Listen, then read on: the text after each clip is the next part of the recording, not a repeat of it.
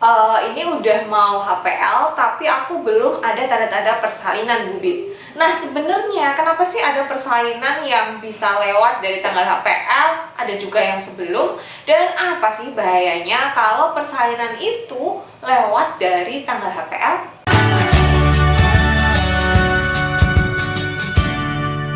Halo, selamat datang di Kriwil Live, ngobrolin kesehatan bareng aku Bidan Kriwil. Hari ini kita akan ngobrolin soal persalinan yang lewat dari HPL atau hari perkiraan lahir.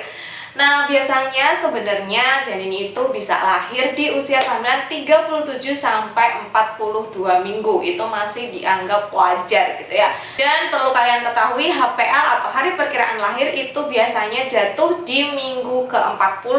Jadi karena namanya adalah hari perkiraan lahir dan bukan hari pasti lahir, maka persalinan itu bisa lebih awal atau justru mundur dari HPL. Sebenarnya selama rentangnya itu di antara 37 sampai 42 minggu dan semua kondisi masih baik, dalam artian janinnya baik, ketubannya baik, plasentanya baik, sebenarnya no need to worry. Ya, bahkan aku sendiri juga waktu itu seingatku Kera itu juga lahirnya lebih dari HPL karena HPL-nya itu tanggal 25 dan dia lahirnya itu lewat dari tanggal 25. Nah, tapi pertanyaannya, kenapa sih ada orang yang persalinannya itu lewat HPL gitu? Kok bisa sih? Kok bisa lewat? Kenapa gitu? Apa yang menyebabkan persalinan itu mundur dan tidak ada tanda-tanda persalinan sama sekali? Yang pertama adalah karena kita tidak tahu sebenarnya kapan sih janin itu terbentuk gitu. Kita kan cuma bisa mengira-ira. Nah, mengira-ira di sini biasanya kita menggunakan hari pertama haid terakhir atau HPHT dan juga melalui USG. Nah, pada orang yang siklusnya itu terlalu panjang atau tidak teratur, maka tentu saja penghitungan usia kehamilan menggunakan HPHT ini bisa menjadi tidak tepat gitu. Karena kayak misalnya haidnya nggak teratur, bisa aja haidnya 3 bulan sekali, maka ketika kita menghitung pakai HPHT itu pasti akan sedikit tidak pas gitu hitungannya, atau misalnya siklusnya terlalu panjang atau terlalu pendek gitu.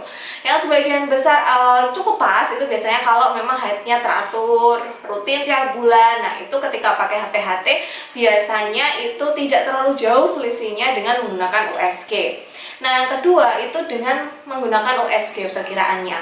Cuman kadang-kadang USG di trimester 3 seperti yang pernah aku bilang di video, kenapa sih kok HPL itu beda-beda gitu ya di video ini.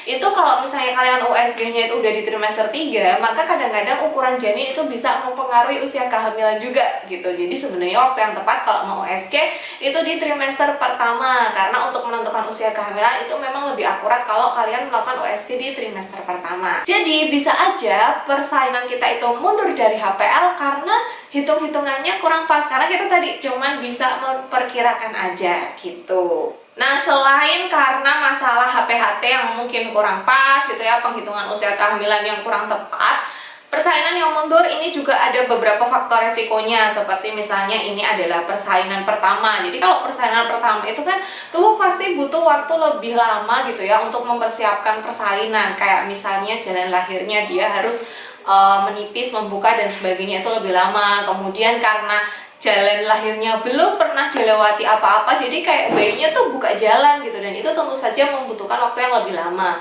Kemudian entah mengapa gitu ya, menurut penelitian sebagian besar yang kelahiran janinnya itu mundur dari HPL itu sebagian besar berjenis kelamin laki-laki janinnya. Tapi ini juga masih belum yang valid, masih terus diteliti. Cuman konon katanya sebagian besar yang mundur HPL-nya itu adalah anaknya laki-laki. Mungkin coba kalian bisa komen ya, kalian mundur nggak dari HPL atau lebih awal? Kalau mundur bener nggak janinnya laki-laki? Kemudian yang selanjutnya, kalau misalnya ibunya mengalami obesitas, karena kadang-kadang obesitas itu yang pertama bisa berpengaruh terhadap hormon di dalam tubuh kita, dan yang kedua adalah ya tentu saja nanti janinnya akan sedikit kesulitan untuk turun gitu, apalagi kalau misalnya janinnya juga besar gitu. Pada beberapa ibu yang obesitas ada yang janinnya tuh juga ikut besar gitu. Nah, ini tentu saja akan mempersulit janin ketika masuk panggul. Kemudian kondisi janin, plasenta, dan ketuban kadang-kadang juga menyebabkan persalinan itu bisa mundur. Dan kalau misalnya ada kelainan pada janin, itu juga bisa menyebabkan persalinan menjadi mundur. Lalu kalau misalnya persalinan pertamanya dulu itu mundur dari HPL, maka persalinan kedua dan selanjutnya itu juga ada resiko persalinannya mundur dari HPL.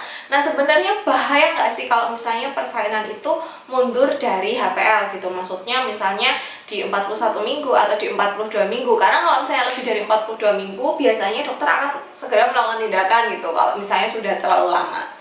Sebenarnya kenapa gitu kok harus dilakukan tindakan? Apakah nggak bisa ditunggu sampai ya nggak apa-apa lah nanti lahir di 43 minggu atau 4 minggu atau 45 minggu?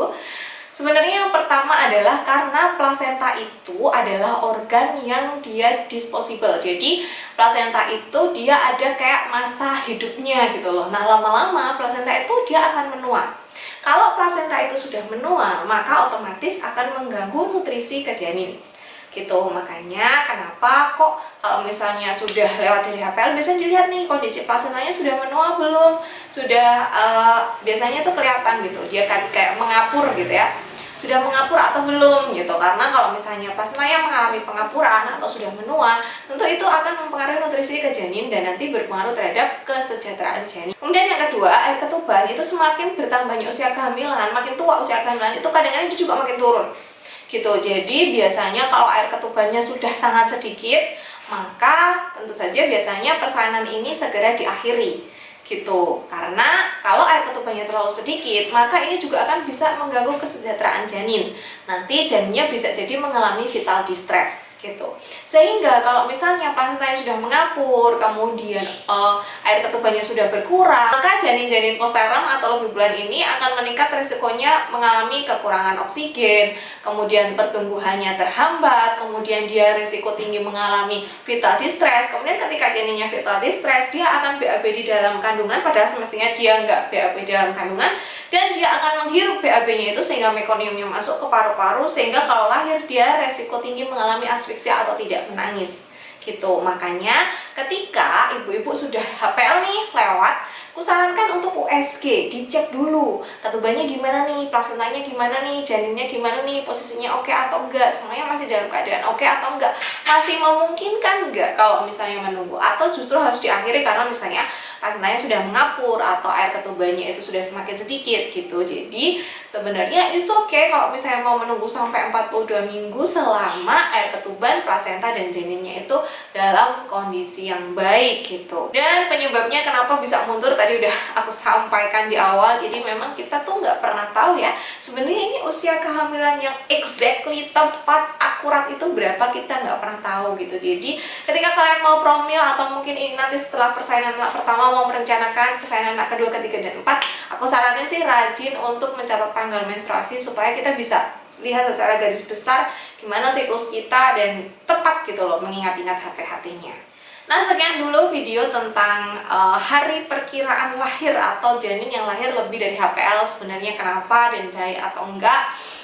Kudoakan ibu-ibu yang nonton ini semuanya persalinannya lancar, sehat ibu dan janinnya. Yang masih deg-degan kenapa ini sudah mendekati HPL kok belum ada tanda-tanda, bisa tonton video-video aku di playlist persalinan. Di sana ada tips-tips untuk mempercepat pembukaan, untuk induksi alami, kalian bisa tonton di sana ya. Terima kasih sudah menonton. Silahkan cerita pengalaman persalinan kalian yang mungkin lebih dari tanggal perkiraan lahir di kolom komentar, dan sampai jumpa di video selanjutnya.